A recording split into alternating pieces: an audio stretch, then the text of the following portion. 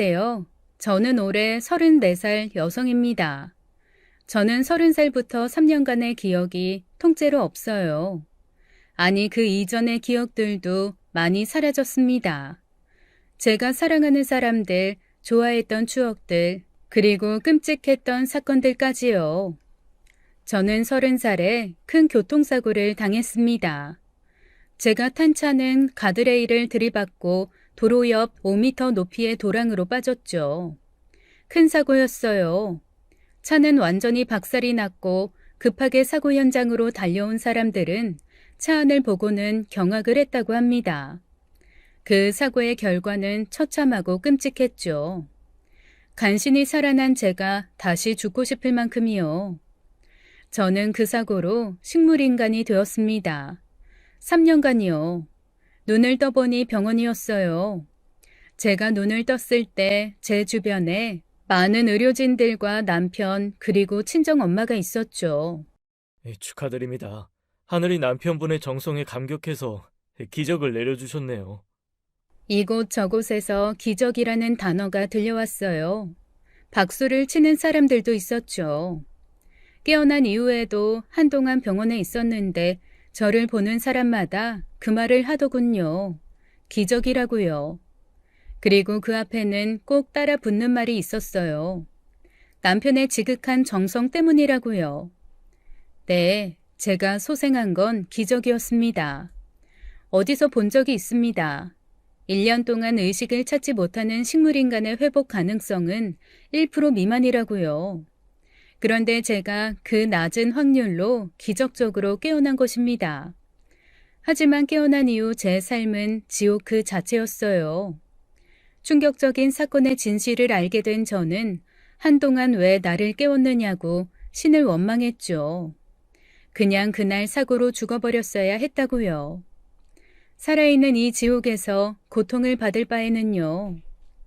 하지만 제 원망과 상관없이 저는 깨어났어요. 다시 사고 전의 모습으로 밥을 먹고 밤이 되면 잠이 들고 아침이 되면 깨어나는 일상이 찾아왔죠. 저는 이 지옥 같은 일상을 견디며 살아야 했습니다. 저를 이 지옥에 밀어넣은 사람들을, 그 사람들에게 내가 받은 고통, 슬픔, 절망을 똑같이 느끼게 해줘야 했으니까요. 저는 적어도 그때까지는 살아있자고 마음 먹었습니다. 처음에 제가 깨어났을 때 저는 제가 누군지도 몰랐어요. 병원에서 눈을 떴지만 당시에는 그곳이 어디인지도 몰랐죠. 모든 것이 희미했어요. 어리둥절했죠. 정신뿐만이 아니었어요. 몸 또한 제 마음대로 움직일 수 없었죠. 의사는 한동안 재활을 해야 한다고 했습니다. 저는 머리를 크게 다쳤어요. 의사가 말하기를 제 기억은 깨져버린 유리 같다고 했습니다. 산산이 부서져 버렸기에 깨진 한 조각으로 전체의 기억을 떠올릴 수 없다고 했죠. 그래서 저는 많은 기억을 잃게 됐습니다. 제 머릿속이 숭숭 구멍난 기분이었죠. 깨어났을 때 제 옆에는 엄마가 울고 있었습니다. 엄마는 보자마자 알아볼 수 있었어요. 엄마? 그래, 이거사. 이제 됐다. 이제 됐어. 너만 깨어나면 난 죽어도 상관없다고 그렇게 기도했는데 내 기도가 통했나 보다. 제가 깨어나고 나서 다음 날 어떤 남자가 저를 찾아왔죠. 깨어난 제 모습을 보고는 믿기지 않는다는 표정으로 벌벌 떨며 저를 바라만 보았어요. 저는 그 사람이 누군지 몰랐습니다. 누구세요? 제 말에 남자가 놀란 눈으로 저를 바라보았죠. 그리고 저희 엄마를 이어 바라봤어요. 정말 의사 말대로 미경이가 아무 기억을 못하는 건가요? 정말이에요? 그래, 자네가 보는 것처럼 지금은 나 빼고 아무도 기억을 못하고 있어. 의사가 말하길 영원할 수도 있다는구나. 하늘도 무심하시지.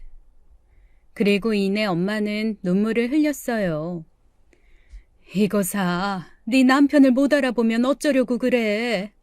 네 생명의 은인인데 너 죽을 거 네 남편이 살린 거야. 엄마는 제 앞에서 서 있는 남자가 제 남편이라고 했습니다. 제 생명의 은인이라고요. 그 이후 비슷한 소리를 가는 곳마다 들었어요. 남편분이 아내를 살렸다. 남편분이 기적을 만들어냈다. 하지만 저는 어떠한 것도 느끼지 못했습니다. 여보, 나 살려줘서 고마워. 여보, 보고 싶었어. 이런 느낌의 그 흔한 감정이 올라오지 않았어요. 그저 저 남자는 왜 나만 보면 우는 걸까? 저 사람이 내 남편이라는데 그 말이 사실일까? 이런 생각만 했죠. 하지만 조금씩 제 기억은 돌아왔습니다. 일주일 정도 치료를 받으며 재활을 하니 기억이 서서히 나기 시작했어요. 그와의 연애 때 기억, 그리고 결혼식 때 저를 보며 환하게 웃는 그 남자의 모습이 기억났죠. 친정엄마가 결혼식 사진 앨범을 보여주고 나서야 간신히 기억이 돌아왔어요. 사고 후 제 기억은 이 모양이었습니다. 산산이 부서진 제 머릿속 기억은 기억을 하려고 하면 기억나는 것이 없었지만 기억에 수반되는 물건이나 장소를 가면 기억이 돌아왔죠. 그래서 한동안 엄마가 많은 사진을 보여줬어요. 결혼식 사진은 물론 가족 여행 사진, 그리고 지금은 돌아가신 친정 아빠 사진들까지요. 사진을 한참 바라보고 있으면 망각의 안개 속에서 그 시절의 기억들이 튀어나오곤 했죠. 남편은 병원에서 소문난 애처가였습니다. 남편이 지나가면 간호사들이 무척이나 따뜻하게 잘해줬어요. 그리고 자기들끼리 그런 말들도 했죠. 저런 남편 만나고 싶다라고 이야기하는 것도 얼핏 들었습니다. 오랫동안 장기 입원 중인 병실 환자의 보호자들은 남편을 보면 뭐라도 하나씩 먹여보내거나 먹거리 음료들을 쥐어주곤 했어요. 제가 3년 동안 식물인간으로 병실에서 보낼 때 남편이 그렇게 지극정성으로 저를 보살폈다고 했습니다. 저는 기억이 없지만 주변 모든 사람들의 공통된 주장이니 그것은 사실이었겠죠.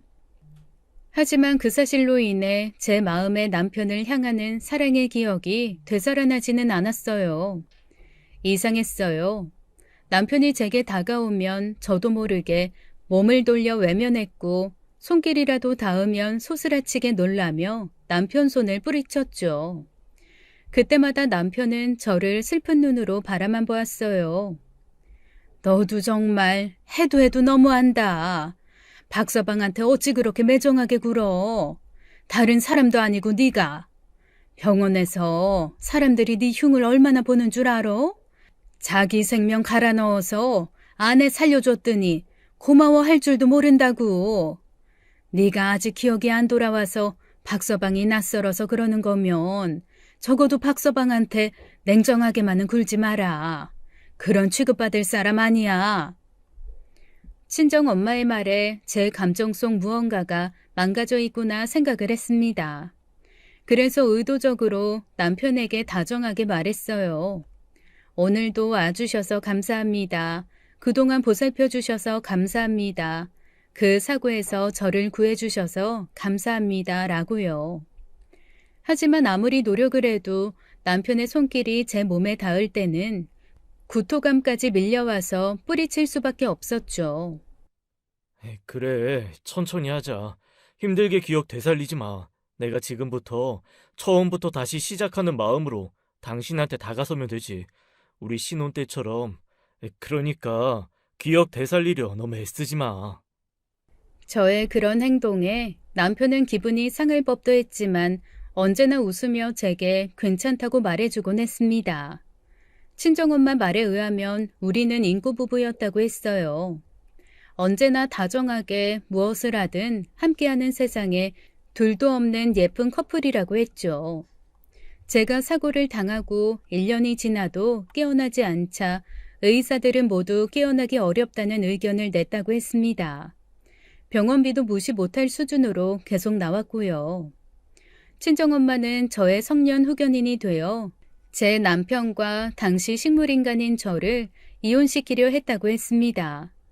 남편에게는 이 정도 했으면 충분히 남편 돌이 다 했으니 아직 젊은 인생 다시 시작하라고 말하면서요.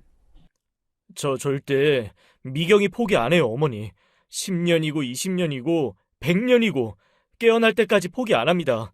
미경이 언젠가 꼭 눈 떠요. 그때 제가 옆에 있어야 돼요. 아무도 없으면 눈 떴을 때 얼마나 외롭겠습니까, 어머니. 어머니 제발 부탁드려요. 어머니 딸이잖아요. 포기하지 말아주세요. 제발요. 남편의 간곡한 부탁에 친정엄마는 남편의 뜻을 따르기로 했답니다. 저는 친정엄마의 말을 듣고 남편에게 사과를 했어요. 그리고 앞으로 저도 노력을 하겠다고 했죠.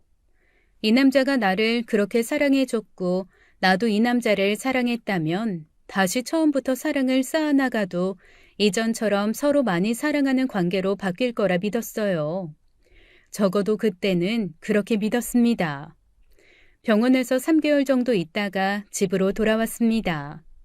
이제는 집에서 통원을 하며 재활을 받았죠. 처음에는 걷지도 못했어요. 스스로 밥도 먹지 못했죠. 그때마다 남편이 제 발이 되어 주었고 제 손이 되어 주었습니다. 고마웠어요. 하지만 그뿐이었습니다.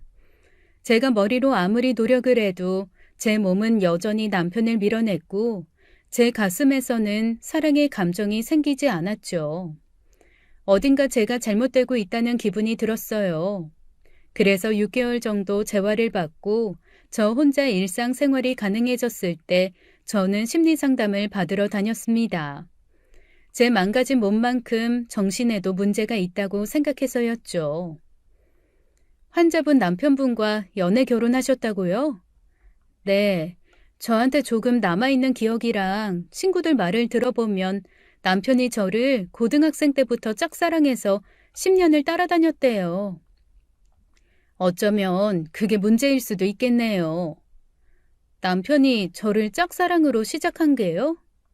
네, 남편분이 환자분을 10년이나 짝사랑하셨다가 결혼하신 건데 환자분은 사고로 기억이 많이 사라지셨잖아요. 그래서 다시 남편의 사랑을 받아주는 게 고등학생 때처럼 오래 걸릴 수도 있어요. 물론 그만큼 오래 걸리지는 않겠지만 어느 정도 시간이 필요할 것 같네요. 결국 시간의 문제였습니다. 제 가슴 속에 남편을 사랑하는 마음이 다시 살아나던가 아니면 남편이 고등학생 때처럼 제 마음을 얻기 위해 노력하던가요. 둘 중 하나였어요. 하지만 문제는 너무 오래 걸린다는 것이었죠. 그동안 남편도 지칠 테니까요. 병원에서 집으로 돌아온 이후 처음에 무척 잘해주던 남편은 점점 지쳐가는 것이 보였습니다. 자신의 손길에 제가 몸서리를 치자 처음으로 제게 화난 표정을 보였죠. 물론 금방 다시 웃는 얼굴로 괜찮다고 했지만 저는 그 찰나의 표정을 분명하게 보았어요. 저 사람 나한테 지쳐가는구나 싶었습니다. 적어도 그때는 그렇게 생각했어요. 나중에 알았죠.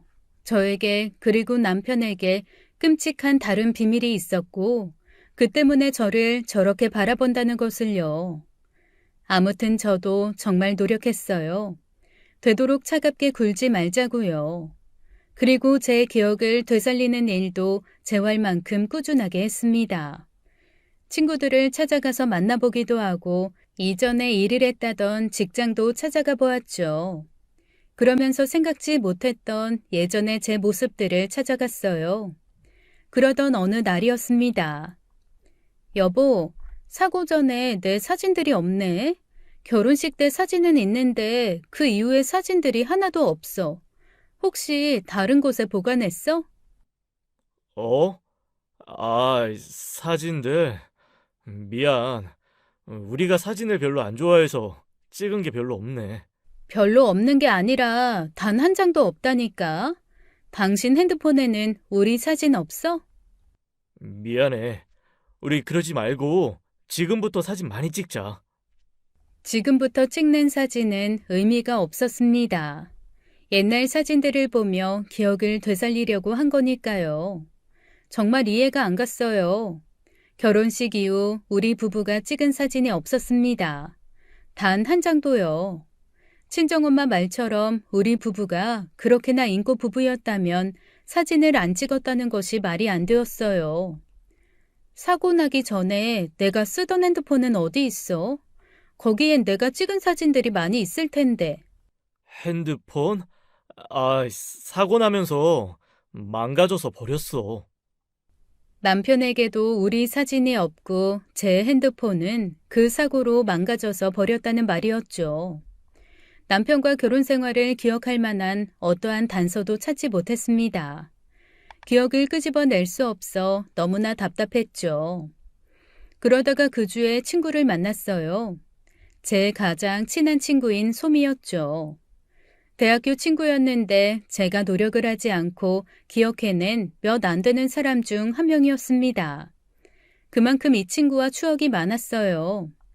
사고 후 재활을 할 때 친구는 저와의 수많은 추억이 담긴 사진을 제게 모조리 보여주었습니다.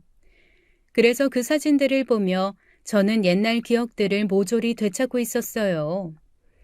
그날은 제 답답한 마음을 풀어준다며 외출을 하자고 친구가 찾아온 거였습니다. 저는 제 고민을 이야기했죠.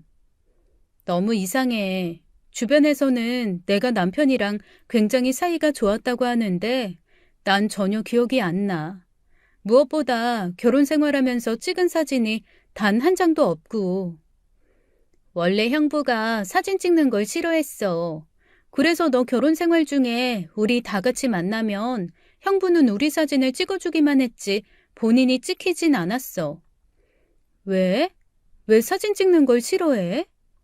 본인 얼굴이 못났다고 생각해서. 사춘기 때부터 사진 찍는 게 무척 싫었대. 그래서 그런가 싶었지만 자신이 찍히는 게 싫다면 저라도 찍어줬어야 했을 텐데 저 혼자 나온 사진도 단 한 장도 없었어요. 너무나 이상했습니다. 저는 친구에게 남편의 애정이 떠오르지 않고 사랑이 느껴지지 않는다고 솔직하게 말했습니다. 아무리 노력해도 남편이 다가오면 소름부터 돋는다고요. 남편이 저를 10년 넘게 짝사랑하고 결혼해서 성공했다지만 이제 사고로 제 기억이 초기화되었으니 다시 남편을 제가 받아줄지는 미지수였던 거였어요. 그리고 그 결과는 제 온몸이 말해주고 있었죠. 남편을 받아주지 마라고요. 그럼 이혼해. 정말 네가 그렇게 생각한다면. 그렇게 싫은 사람이랑 같이 살 수는 없잖아. 하지만 나한테 정말 잘하는 사람이야. 무엇보다 내가 의식을 잃은 3년간 나를 지극정성으로 보살펴준 사람이야. 어쩌면 그 사람 사랑 때문에 내가 깨어난 걸 수도 있는데 이제 와서 난 당신 안 사랑하는 것 같아요. 그러니 우리 이혼해요. 라고 어떻게 말을 하겠어. 너 그러는 것도 굉장히 이기적이고 형부한테는 잔인한 짓이야. 차라리 솔직하게 말하고 헤어져 주는 게 어쩌면 형부를 위한 길일 수도 있어. 고마움 때문에 같이 살아준다? 그런데 그 사람이 다가오기만 해도 소름이 돋는다? 그거 너무 잔인하다 생각하지 않니? 친구의 조언이 정말 맞았습니다. 남편에 대한 사랑과 애정이 사라졌는데 단순히 날 보살펴 주었다는 마음 때문에 헤어지지 못하고 있으니까요. 만약 내가 이혼을 선택하면 주변 모든 사람들이 저를 나쁜 년이라고 욕할 테니까요. 당장 친정엄마조차 제가 이혼을 한다고 하면 제게 많이 실망을 하시겠죠. 저는 그저 못된 년이 되고 싶지 않았었나 봐요. 그래서 참고 견뎠어요. 남편은 그런 제게 실망을 하고 지쳐가는 듯 했습니다. 밤늦게 들어오는 날이 많아졌고 만취해서 들어오는 날도 많았어요. 한 번은 걷지도 못할 정도로 술에 취해서 집에 온 적도 있었죠. 당신은 날 너무 힘들게 해. 당신이 깨어난 이후 내가 얼마나 힘든지 알아? 저렇게 말하고 소파에 드러누워 엉엉 울다가 잠이 드는 남편이었어요. 너무 미안했습니다. 그래서 이 남자를 떠나야겠다는 마음은 접었어요. 어서 모든 기억들을 되돌려 예전의 모습으로 돌아가자 싶었죠. 그래서 연기를 했어요. 기억이 돌아온 것처럼 연기를 하며 남편을 사랑하는 척했죠. 당신 기억이 돌아왔다고? 응, 다는 아니지만 당신이 날 사랑해주고 내가 당신을 사랑했던 기억들은 많이 돌아왔어. 고마워, 여보. 기다려줘서. 의심스럽게 저를 바라보는 남편이었지만 저는 최선을 다해 연기를 했어요. 그러다 보면 정말 기억이 모두 돌아오는 날이 있겠죠. 그러던 어느 주말 남편과 가볍게 동네 산책을 했습니다. 그런데 저희 동네 오래된 떡볶이집이 문을 연 것을 보았죠. 그 집은 제가 옛날부터 좋아했던 분식집이었어요. 제가 중학교 때도 그 분식집을 좋아했으니 거진 20년 넘게 그 자리에 있던 오래된 노포였습니다. 하지만 제가 식물인간에서 깨어나고 집으로 돌아온 이후 한 번도 문을 연 것을 본 적이 없었습니다. 그런데 그날따라 문을 연 거였어요. 남편에게 꼭 들려서 먹고 가자고 했습니다. 저기서 떡볶이를 먹으면 옛날 기억들도 돌아올 테니까요. 뭐 사실은 그냥 먹고 싶었어요. 그런데 남편이 싫다고 하더라고요. 난 싫어. 우리 그냥 저쪽에 가서 고기나 먹자. 난 여기 맛이 없더라고. 내가 너무 좋아하는 집이야. 날 위해서 같이 가주라, 응? 절대 싫다는 남편을 겨우 설득해서 식당에 들어갔어요. 주인 할머니가 저를 보더니 바로 알아보셨죠. 사고 전 중학생 시절부터 단골이었으니까요. 할머니는 할아버지가 아프셔서 병원에 계속 있었다고 했습니다. 그래서 한동안 장사를 못 하셨다고 하셨어요. 얼마 전 할아버지가 돌아가셨고 자신은 입에 풀칠이라도 해야 하니 장사를 다시 하시는 거라고 했어요. 안타까운 마음에 위로를 해드렸죠. 제가 사고 나서 얼마 안 되고 가게를 닫았다가 그날 처음 다시 문을 열었다고 했습니다. 그날 딱히 제 사고 소식을 말씀드리진 않았어요. 시장 할머니는 저희가 주문한 것보다 푸짐하게 내주셨고 저는 감사하게 먹었죠. 그런데 남편은 먹는 둥 마는 둥 안절부절 못하는 모습이었어요. 그 모습이 너무나 이상했습니다.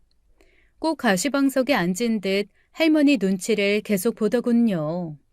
집으로 돌아와서 물으니 그저 맛이 없다고 말하는 남편이었어요.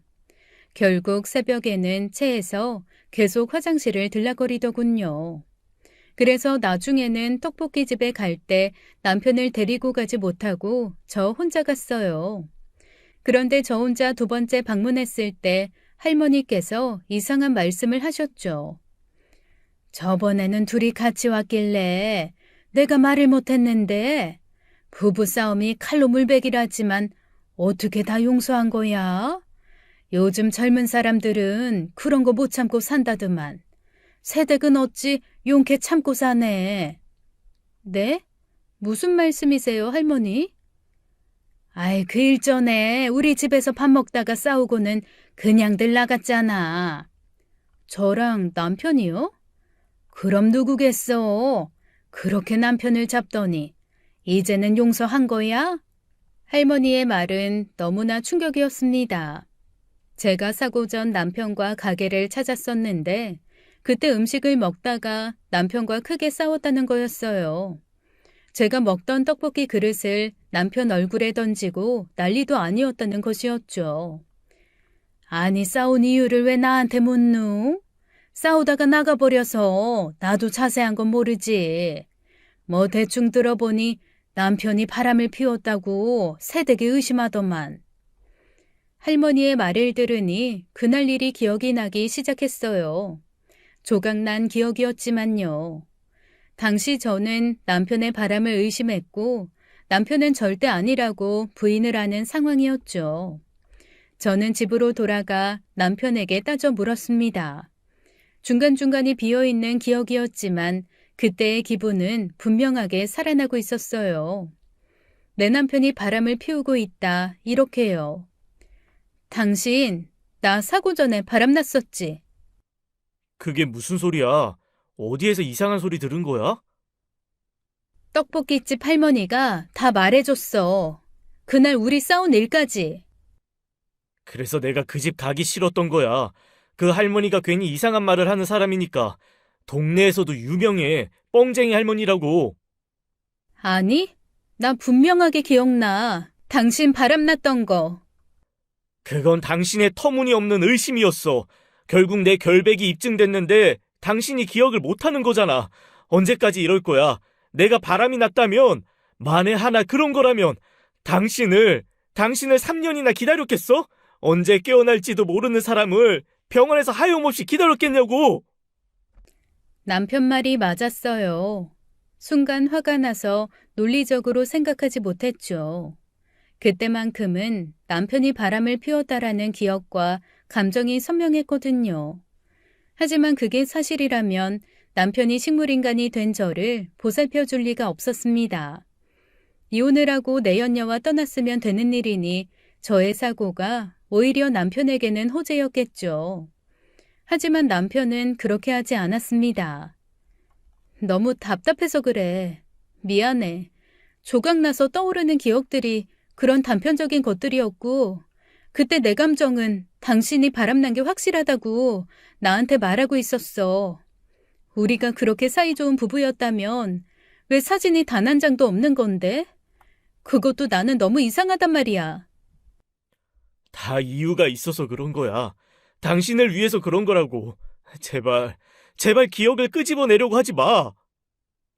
제발 말해줘. 진실이 뭔데? 말만 해주면 당신 원망 안 할게. 미안해. 말 못해. 제발 말해달라고. 우리 부부 사이 진실이 뭐냐고. 당신한테 절대 말할 수 없는 게 딱 하나 있는데, 그게 당신이 지금 말해달라고 하는 거야. 참다 못한 남편도 소리를 쳤어요. 저는 주저앉아 울었고 남편은 한참이 지나 저를 안아주며 소리질러 미안하다고 했죠. 저는 남편이 말 못하는 그 한 가지가 무엇인지 너무나 미치도록 궁금했지만 남편은 그날 이후 절대 입을 다물었어요. 그래서 결국 친정엄마에게 물어보았죠. 우리 부부 사이가 정말 사이 좋았던 건지, 그 자동차 사고에서 제가 모르고 있는 일이 있는 것인지요. 친정엄마도 처음에는 남편처럼 딱 잡아댔어요. 부부 사이는 정말 좋았고 아무 일도 없었다고요. 나중에 제가 친정집까지 찾아가 울며 부탁을 했어요. 기억이 뒤죽박죽이 돼서 미치겠다고요. 나 그이가 바람 피웠다는 기억이 자꾸 들어. 그런데 사고 나서 그이가 나한테 한 행동 보면 또 그건 아니거든? 나 미친 걸까, 엄마? 엄마 혹시 나 의부증이었어? 그런 거 아니야.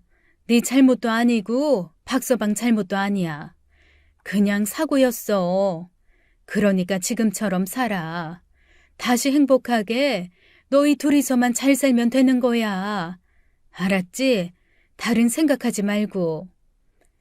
친정엄마는 저를 다독이시다가 갑자기 화장실로 뛰어가셔서는 문을 잠그셨죠. 가만히 문에 귀를 대보니 엄마가 샤워기를 켜두고 우는 소리가 들렸습니다. 한참 후 화장실에서 나오는 엄마 눈은 붉어져 있었죠. 엄마, 왜 그래? 대체 무슨 일이 있었는데? 이후 친정엄마도 남편처럼 입을 다물었습니다. 그 누구도 제게 말을 해주지 않았어요. 그리고 얼마 후 제 물음의 대답은 전혀 상상도 못한 사람의 입에서 듣게 되었죠. 집에서 쉬고 있는데 전화가 왔어요. 너무나 반가운 전화였죠. 효진아, 이게 얼마만이야? 효진이었습니다. 효진이는 오래전 미국으로 떠난 제 가장 친한 친구였어요. 다른 친구들은 모두 대학 때 사귄 친구라면 효진이는 초등학교 때부터 단짝인 친구였죠.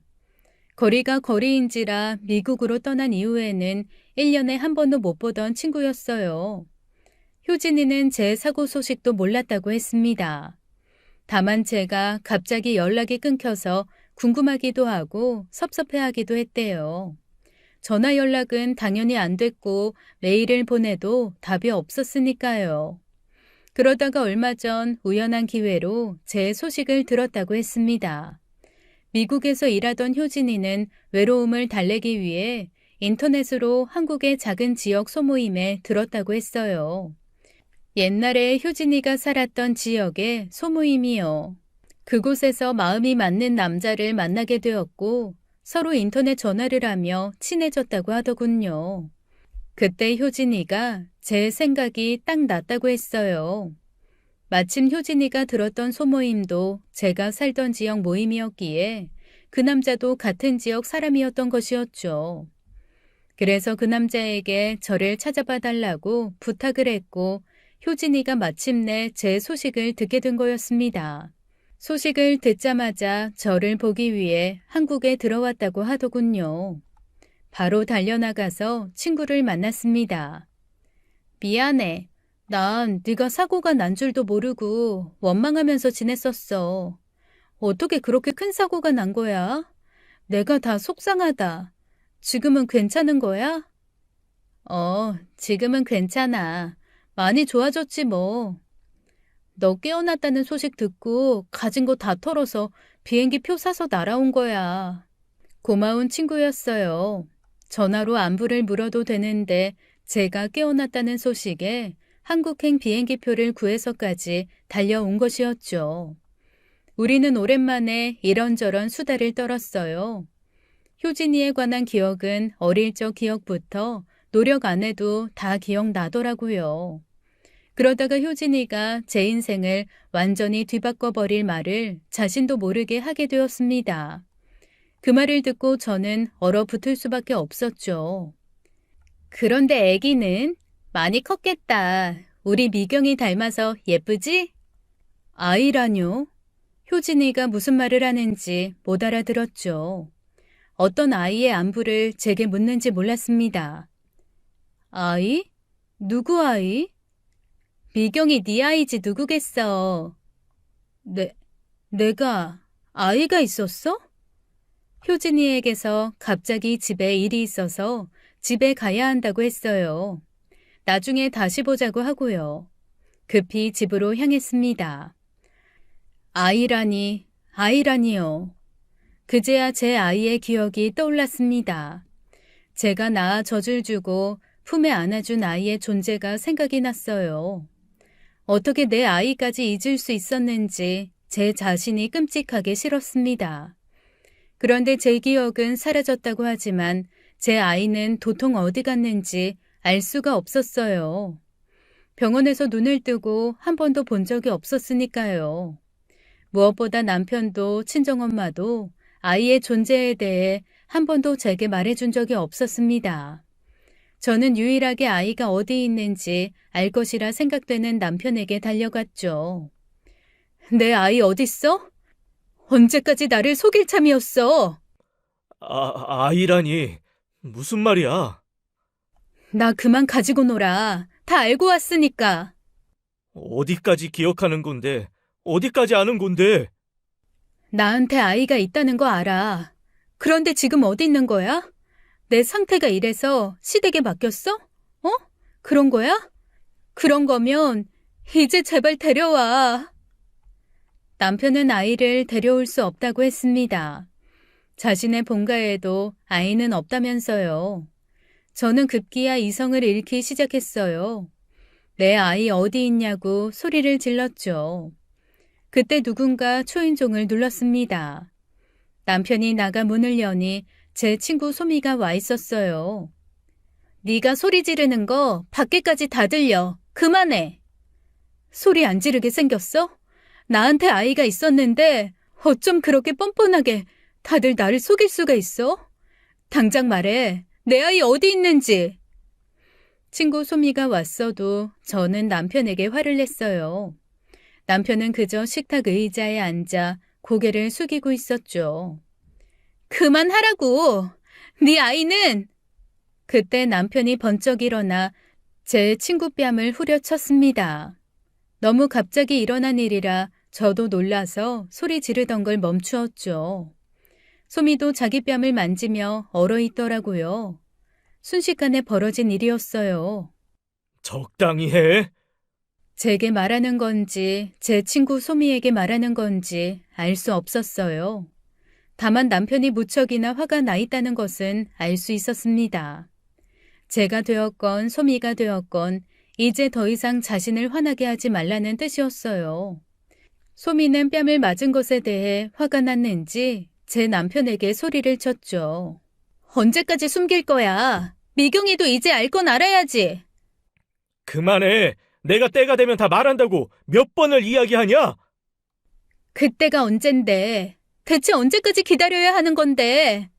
아이 이야기는 언제까지 숨길 거야? 미경이, 너 정말 기억 안 나는 거야? 진짜 아무것도 기억 안 나는 거 맞냐고? 그게 무슨 말이야? 내가 다 알면서 지금 모르는 척 한다는 거야? 나 정말 기억이 안 난단 말이야. 그러니까 진실을 말해줘. 네 아이, 그날, 그 사고 나는 날, 네 차 안에 함께 있었잖아. 그래서 그날 하늘나라 갔잖아. 소미의 말을 듣고 멍했습니다. 귀가 갑자기 멍해지며 아무 말이 안 들리더라고요. 온 세상이 갑자기 암흑으로 변하는 것 같았어요. 순식간에 모든 불이 꺼지는 것 같았죠. 그리고 기절을 한 것 같아요. 눈을 떠보니 또다시 병원 응급실이었습니다. 머리에 붕대를 감았더라고요. 나중에 남편 이야기를 들어보니 그대로 쓰러져 식탁 모서리에 머리를 박았다고 하더군요. 눈을 떠보니 제 아이에 대한 기억이 생생하게 돌아왔어요. 응급실에는 친정 엄마가 와 있었어요. 내가 말하지 말라고 했다. 어차피 머리를 다쳐서 기억이 안 나는 것도 있으니 만에 하나 아이에 대한 기억이 없다면 말하지 말고 숨겨주자고 했어. 박서방 잘못 아니야. 그대로 몸을 돌려 벽을 바라봤어요. 엄마 말이 맞았습니다. 남편 말이 맞았어요. 차라리 몰랐으면 좋았을 겁니다. 가슴이 찢어질 것 같다라는 게 무슨 말인지 알 것 같았어요. 숨도 쉬기 어렵고 제 가슴이 갈기갈기 찢겨 나가는 것 같았죠. 나 때문이었어. 내가 그런 거였어. 우리 애기 어떡해. 우리 애기 불쌍해서 어떡해. 다음날 남편에게 아이가 어디 있는지 물었어요. 그리고 남편과 아이가 있는 납골당에 찾았습니다. 봉안당 안에 아이 사진을 보니 눈물만 났죠. 내가 사진 다 지웠어. 당신이 임신했을 때 모습, 아이 낳고 기뻐하던 당신 모습들, 100일 때 그 사진들, 내가 다 태우고 지웠어. 우리 행복하게 함께했던 사진에는 모두 우리 아이가 함께 있었어. 그래서 혹시나 한 장이라도 남아있게 될까봐, 그걸 혹시나 당신이 볼까봐 내가 모든 사진 다 없애버렸던 거야. 미안해. 그제야 결혼 후 우리 사진이 없는 게 이해되었습니다. 결혼 후 바로 임신한 저였으니까요. 남편은 자신의 자식이 저 때문에 사고로 죽었는데도 불구하고 살아남은 저를 지켜주고 싶었던 거였죠. 그래서 아이의 존재 자체를 제게서 숨겼던 거였어요. 친구들에게도 남편은 철저하게 입단속을 시켰던 겁니다. 아무도 제 아이의 존재를 실수로라도 입 밖으로 꺼내지 말라고 했다네요. 하지만 미국에 있던 제 친구 효진이에게는 연락을 못한 거였어요. 제가 결혼했을 때는 이미 미국에 살고 있었기에 저와 자주 보지를 못했죠. 그래서 남편도 효진이를 본 적이 거의 없었어요. 그날 이후 제 자신에 대한 미움 때문에 삶을 살기가 어려워졌습니다. 제 자신이 극도로 혐오스러웠어요. 제 아이를 제가 죽인 것이었으니까요. 남편이 말해주었습니다. 제 운전 미숙이었다고요. 뒷자리에 있는 아이를 보다가 그만 차선을 이탈하고 가드레일을 들이박은 사고였죠. 덤덤하게 말하던 남편도 사고 순간을 말할 때는 눈에 눈물이 고이더군요. 저는 정말 죽고 싶었어요. 차라리 그 자리에서 아이와 같이 죽지 왜 살아있나 싶었죠. 저는 제 삶의 길을 완전히 잃고 말았습니다. 하지만 남편이 저를 잡아주었죠. 다시 살아보자고요. 그 끔찍한 기억 지울 수는 없겠지만 극복하며 함께 살자고 하더군요. 쉽지 않았습니다. 하루는 남편 말대로 살아볼까 하다가도 다음 날이 되면 역시 나라는 인간은 죽어야겠다라는 생각을 했으니까요. 그럴수록 남편은 제게 더 매달렸고 저와 함께 했어요. 한시도 제 옆에서 떨어지려 하질 않았죠. 혹시나 제가 나쁜 선택을 할까 봐서요. 비온 뒤 땅이 굳는 걸까요? 그날 이후 남편과 제 사이는 이제는 부부라 부를 수 있을 정도로 서서히 가까워졌어요. 하루는 혼자 아이를 보러 봉안당으로 갔어요. 그곳에는 제 사랑을 충분히 받지도 못하고 너무 일찍 떠난 제 아이가 있었습니다. 매일 아이가 보고 싶었어요. 저와 아이에 관한 추억을 모두 기억해내고 싶었습니다. 평생 사랑해 주어도 모자랄 아가인데 너무 일찍 세상을 떠났어요. 그래서 저와의 추억도 길지 않았죠. 한 조각의 추억조차 잊고 싶지 않았습니다. 그래서 집에서 혼자 컴퓨터로 이곳저곳을 찾아보았어요. 집 근처 어린이 놀이방이나 아이 행사 같은 것을 아는 업체 홈페이지 등 안 찾아본 것이 없었습니다. 그런 곳에 혹시나 행사하며 찍혀있을 제 아이 사진이 있을까 봐서요. 그리고 온 집안도 뒤지고 또 뒤졌어요. 친정집도 뒤져보고 친정엄마 핸드폰까지 다 찾아보았어요. 혹시나 제 아이 사진이 남아 있을까 봐서요. 하지만 남편이 아이의 모든 흔적을 지워서 100일 잔치나 돌잔치 영상은커녕 사진 한 장을 찾을 수가 없었죠. 그러던 어느 날이었어요. 식물인간에서 깨어난 이후 제가 새로 맞춘 핸드폰을 만지작거리다가 번개가 번쩍이는 것처럼 무언가 생각이 났습니다. 저는 얼른 제 컴퓨터를 켰어요. 그리고 제 아이클라우드를 찾았습니다. 다행히 아이클라우드가 아직 남아 있었어요. 세상 참 좋아요. 클라우드란 인터넷으로 데이터를 저장할 수 있는 가상의 공간을 말해요. 제가 쓰는 아이클라우드는 제 핸드폰과 아이클라우드를 연동시킬 수 있죠. 이게 무슨 말이냐 하면 간단히 말하면 제가 핸드폰으로 촬영한 사진과 동영상이 인터넷상의 저만의 공간인 클라우드에 자동으로 저장된다는 것이었어요. 굳이 저장 버튼을 누르지 않아도 제가 사진을 찍거나 동영상을 촬영해 제 핸드폰에 저장이 되는 순간 제 클라우드에도 자동으로 사진과 동영상이 저장되는 거죠. 저는 혹시나 하는 마음으로 제 클라우드에 급히 들어가 보았습니다. 사고 이전에 제 핸드폰은 망가져서 버렸다고 남편이 말했어요. 그러니 핸드폰 안에 있던 사진과 동영상들은 찾을 수가 없었습니다. 하지만 아직 클라우드가 살아있으니 그 핸드폰에 남아있던 사진과 동영상은 클라우드에 모두 남아있을 게 분명했어요. 다행이었어요. 제 생각대로 사고 이전에 제가 핸드폰으로 찍은 많은 사진과 동영상이 클라우드에 남아있었습니다. 물론 제 아이 사진도 있었어요. 그걸 보자마자 신께 감사하다며 오열했죠. 아이의 수많은 사진을 하나하나 확인했어요. 그리고 동영상들도 확인했죠. 미안해, 아가. 엄마가 지켜주지 못해서. 저는 한동안 클라우드로 찾은 아이의 사진과 동영상을 보았습니다. 아이의 재롱을 보며 웃다가도 울다가도 했어요. 그러다가 저는 하나의 동영상을 틀고는 충격적인 장면을 보았어요. 이어서 그 동영상의 내용들을 입증하는 사진들도 있었죠. 클라우드에 저장된 가장 최근의 사진들을 보며 저는 사고가 일어나기 직전의 기억들이 모두 돌아오기 시작했습니다. 너무나 충격적이어서 그것을 발견한 날에는 하루 종일 오열을 했어요. 모두가 저를 속였습니다. 철저하게 저를 속였어요.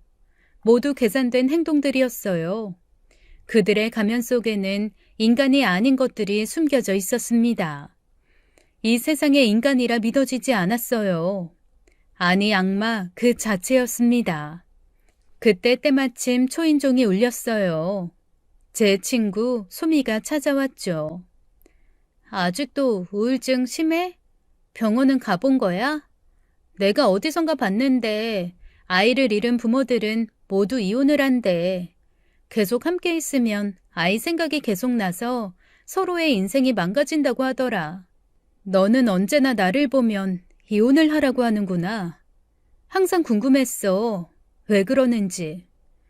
최근에 내가 도경 씨랑 사이가 다시 좋아지니까 너무 불안해했잖아. 어? 내가 언제? 난 그저 네가 너무 우울해하니까. 이제 안 우울해. 정말? 다행이네. 우울하진 않지만 죽이고 싶은 인간들은 생겼어. 이만 나가줘. 난 가봐야 할 곳이 있거든. 그리고 너무 그렇게 티 좀 내지 마. 역겨우니까. 내가 기억이 돌아오지 않았다고 해도 너같이 굴면 눈치채겠다. 무슨 말이야? 오늘 이상하다 너. 왜 그래? 너 내 남편이랑 바람 피우잖아. 그냥 내 남편 이제 네가 가져가라. 난 필요 없어. 그거 아니? 너 내가 깨어난 이후 매일매일 우리 집에 찾아왔어. 그것도 불안해 죽겠다는 표정으로. 제 말에 소미는 입만 뻥끗하며 뭐라고 말을 못하더라고요. 저는 그대로 소미를 집에 두고 집을 나왔습니다. 당장 머리채를 잡아 길바닥에 던져버리고 싶었지만 잔챙이는 나중에 처리해도 그만이었어요. 그리고 얼마 지나지 않아 남편에게 전화가 오기 시작했죠. 그 사이 소미가 남편에게 전화를 한 거였어요. 받지 않았습니다. 그리고 그날 밤 늦은 시간 집에 돌아갔어요. 남편이 저를 기다리고 있더군요. 당신 소미 씨한테 무슨 이상한 소리를 한 거야. 당신 걱정된다고 아까 연락 왔었어. 다 오해라고 울고불고 난리도 아니었어. 하루 종일 전화도 안 받고 어디 다녀온 거야.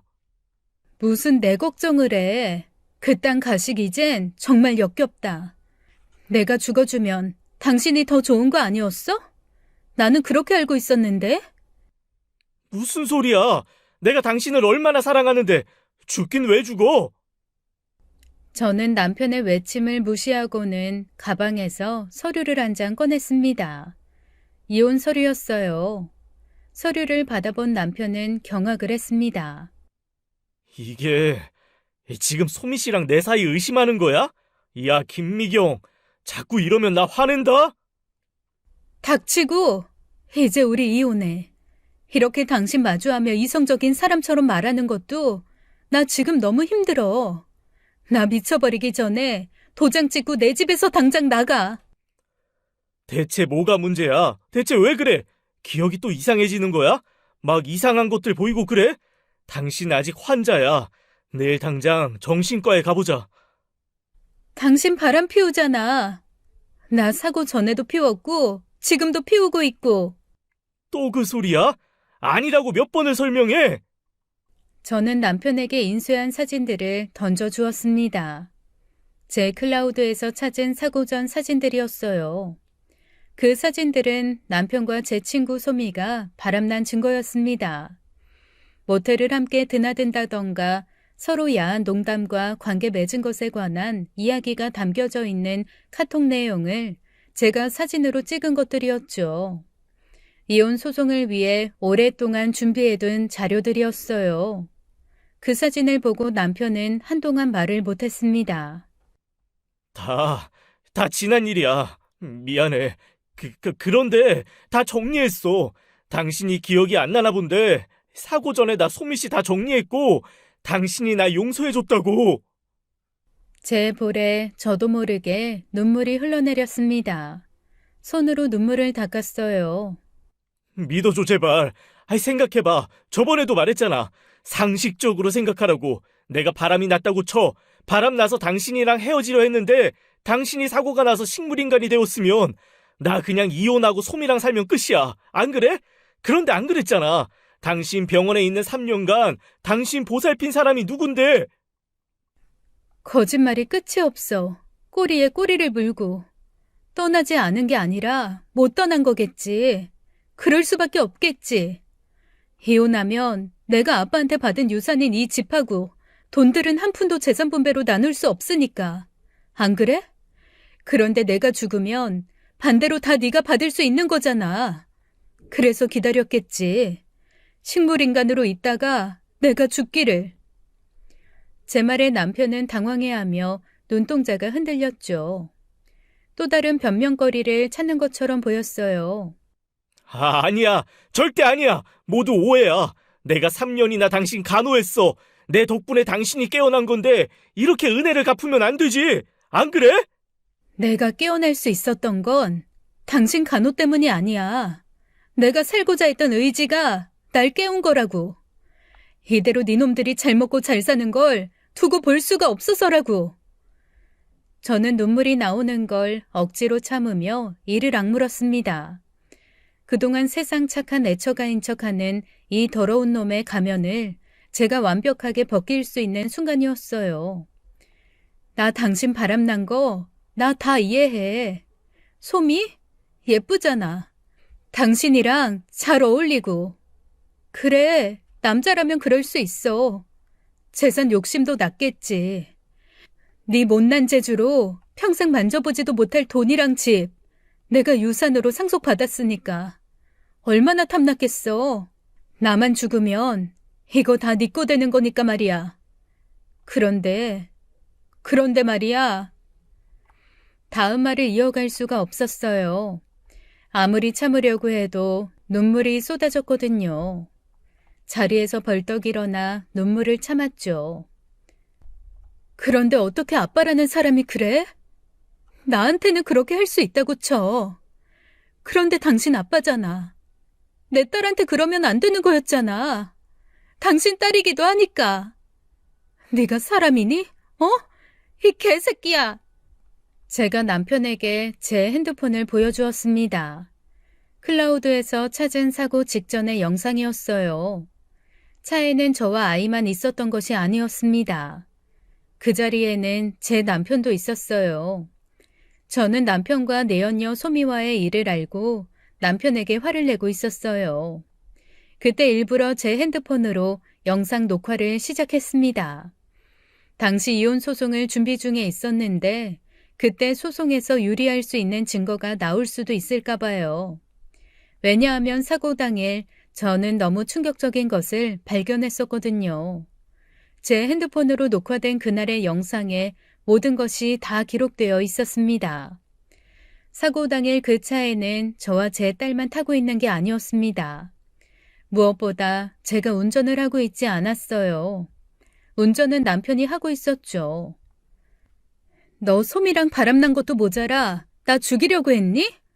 당신 월급이 얼마인지 뻔한데 그 월급으로 통째로 사망보험 들어두는데 다 내고 있는 게 말이 돼? 그것도 내 사망보험으로. 나 죽이고 보험금 타내려고 했어?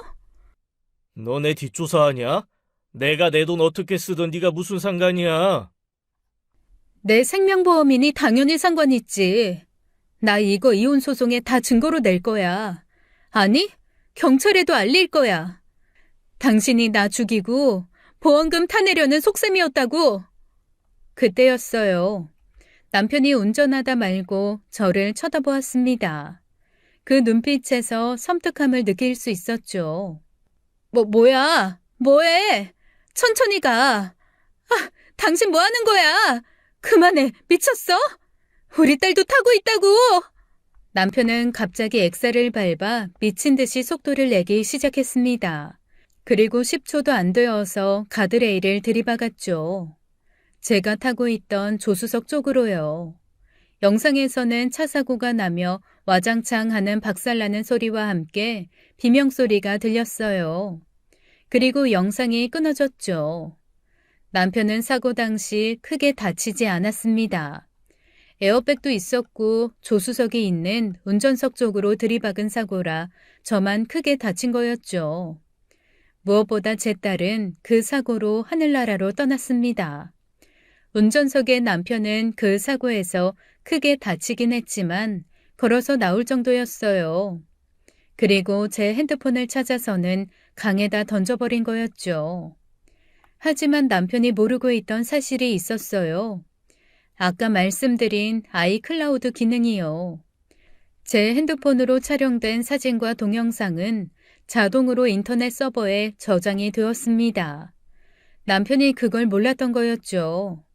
그래서 남편에게 보여준 남편의 범행에 대한 증거와 영상을 보여줄 수 있었어요. 제 영상을 본 남편은 아무 말이 없어졌습니다. 더 이상 거짓말도 변명도 하지 않았어요. 얼굴 표정은 차 사고를 일부러 냈을 때처럼 무섭게 변해 있었죠. 나 이거 아직 아무한테도 말 안 했어. 그 누구한테도. 당신이랑 나만 아는 거야. 나 당신한테 기회 줄게. 당신 인생에서 선택할 수 있는 마지막 기회야. 자수해. 그리고 죽은 내 딸한테 평생 용서 빌어. 그때였어요. 남편이 서서히 일어나 저한테 걸어오며 나지막히 말하더군요. 아직 아무한테도 말 안 했다고? 멍청한 년. 그리고 제게 달려들었어요. 발을 걸어 저를 넘어뜨리더니 제 목을 조르기 시작했습니다. 그냥 그때 죽었으면 얼마나 서로가 편해. 네 재산도 내 거 되고 네 사망보험금도 내 거 되고 얼마나 좋냐고. 꼭 이렇게 더러운 꼴까지 보다가 뒤져야 하냐? 죽으라고. 제발 죽어. 이 지긋한 인간아.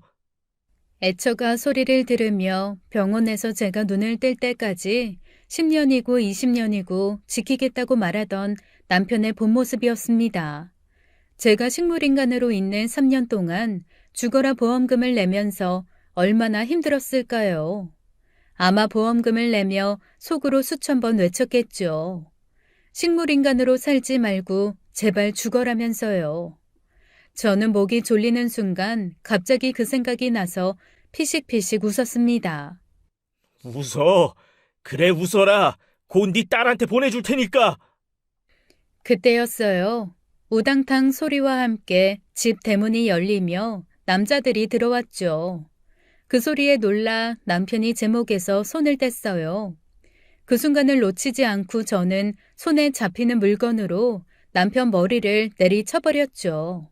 나중에 보니 선인장이었어요. 선인장으로 제게 머리를 맞은 남편은 그대로 쓰러져 버렸고 남자들은 급하게 달려와서는 남편 손에 수갑을 채웠습니다.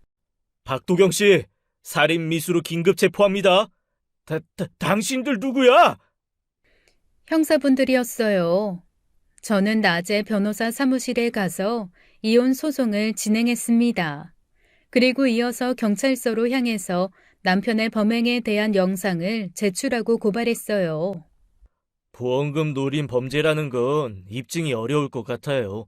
이 사고를 고의로 냈다라는 증거가 조금 부족해서 법정 가서도 확신할 수 없고요. 이런 범죄는 남편에게 명확한 의도가 있다는 걸 입증해야 하거든요. 내가 저 사람을 죽여서 보험금을 타려고 했다. 뭐 이런 명확한 의도요. 명확한 의도요? 네, 알겠습니다. 오늘 밤 8시까지 제가 알려드리는 주소로 와주세요. 제가 명확한 의도 보여드릴 수 있을 것 같네요. 남편의 욕심을 알고 있었어요. 제가 아버지에게 유산으로 받은 많은 예금과 집, 그리고 사망보험금까지 절대로 포기할 사람이 아니었습니다.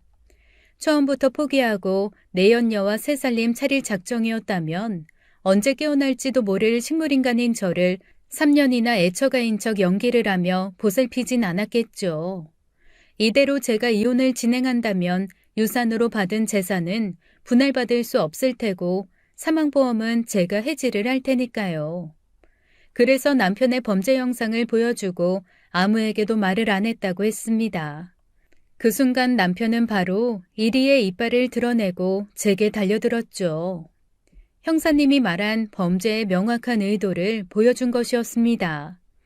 남편은 그대로 잡혀갔어요. 범죄의 중대함으로 구속 수사가 진행되었고 오랜 시간 남편의 항소에도 불구하고 남편은 유죄가 확정되었죠. 존속살인과 저에 대한 살인 미수였어요. 판사님은 분노하셨고 남편이 이 사회와 영원히 격리되어야 한다고 했습니다. 무기징역을 선고받았죠. 남편의 내연녀도 이 모든 범죄를 알고 있었고 옆에서 남편을 도왔다는 것이 밝혀졌습니다. 내연녀도 징역 5년을 받았어요. 그들은 현재 복역 중에 있습니다. 저는 이들이 아직 죗값을 받았다고 생각하지 않습니다. 감옥에서 영원히 고통을 받다가 비참하게 죽어버렸으면 좋겠어요. 만약 운이 좋아 60이 넘은 나이에 출소를 한다면 그땐 제가 남편을 다시 찾아갈 겁니다. 제 복수는 아직 끝나지 않았거든요. 지금까지 사연 읽어주는 남녀였습니다. 끝까지 시청해주신 여러분 감사드리며 저희는 다음 사연으로 돌아올게요. 감사합니다.